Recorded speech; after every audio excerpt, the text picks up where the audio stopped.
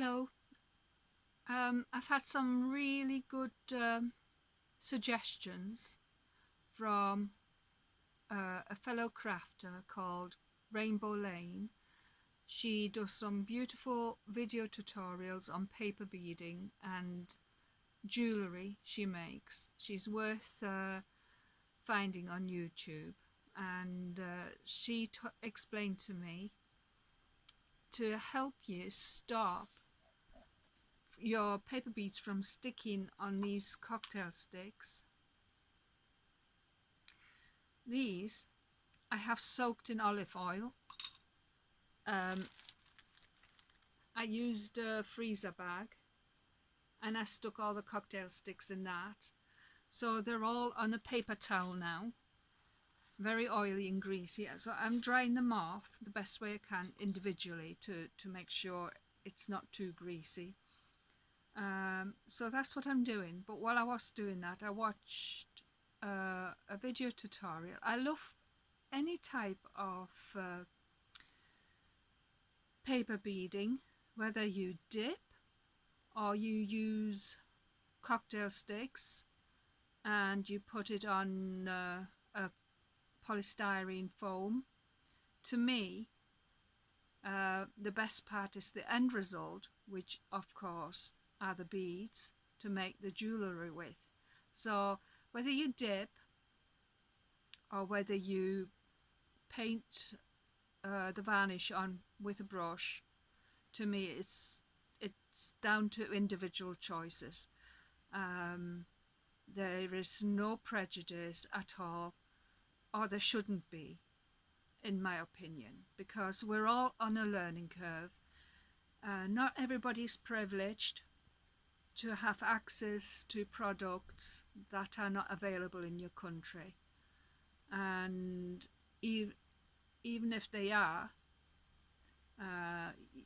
so many people, many crafters have to consider cost of living, and some of the varnishes and glazes that are being used are very expensive. Now, I myself, I love diamond glaze, but it's not something I can get hold of. And I haven't seen the product called Minwax, polythene, whatever you call it. So I can't get hold of that either.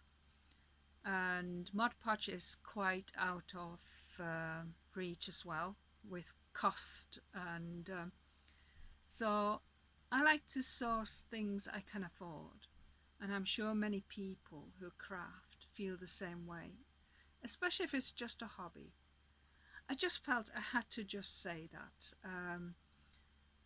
because to me, I think it's a shame when we start criticizing people who use different methods to what we prefer to use. I mean, I have started using my homemade wood hardener, which I've googled, and I learned you can create your own with your wood glue, and I absolutely love it.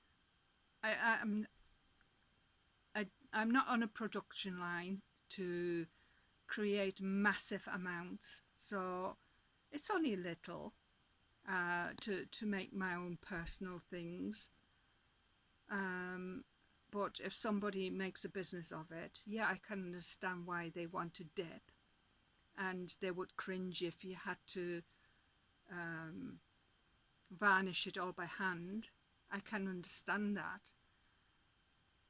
But I can also understand when it's just a small hobby to create just a small amount. There is no need for dipping for many of us.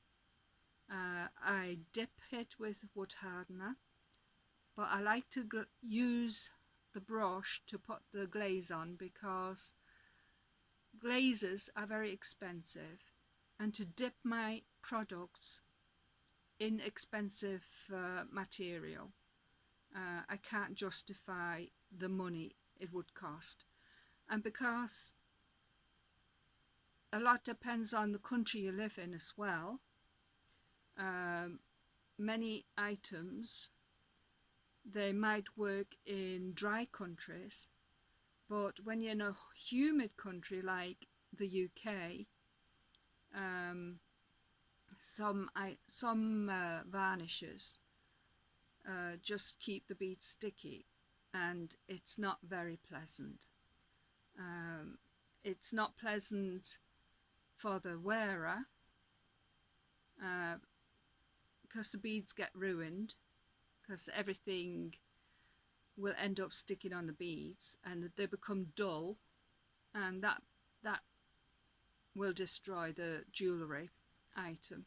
And so it's all those things to consider: where we live, what's available to us, what we can afford, the time we like to spend. Is it therapy? Is it business? And it's good to respect every aspect of artistry, whether people do it for a hobby or whether people do it to make money. I don't think it's right that we criticize people because they do a different method to us. If you come out with beautiful beads at the end of it, what does it matter how you've produced it or created it? It's just nice to share your method in case somebody else feels, yes, I can cope with it. And thank you, Rainbow Lane, for the lovely advice about olive oil, or she uses wax as well, beeswax, to coat the cocktail sticks, and that helps the beads from stopping them from sticking on the cocktail sticks. Okay, so I'm going to carry on drying my cocktail sticks and sticking them back in my pot, and see how I go with this. And thank you very much for all the lovely comments. I like this community as a learning process for everybody. And if we've got questions, if we've got advice, it's lovely to share, and for others to also get something out of it. All right, and I hope it makes sense. I don't want to be critical of anybody, and the tutorials they make. I think it's absolutely fantastic to see other people's method of creating beautiful beads, and I'm much grateful for it, because that's how I started. I started paper beading because I bought a necklace that a friend told me, oh, your necklace, it's made from paper beads. And I thought, really? And because I'd never heard anything, I never knew anything about it, I googled it, and then I saw plenty of YouTube video tutorials about paper beading, and that's how I got started, including from Rainbow Lane, Janice May, Belly Beads, and all kinds of bead, people who make paper beads, and they shared their techniques. That's how I started. So I'm quite happy to pass on the things I'm learning, and I'm still happy learning, and I'm happy sharing it with everybody who likes to find out, who's starting off like I did.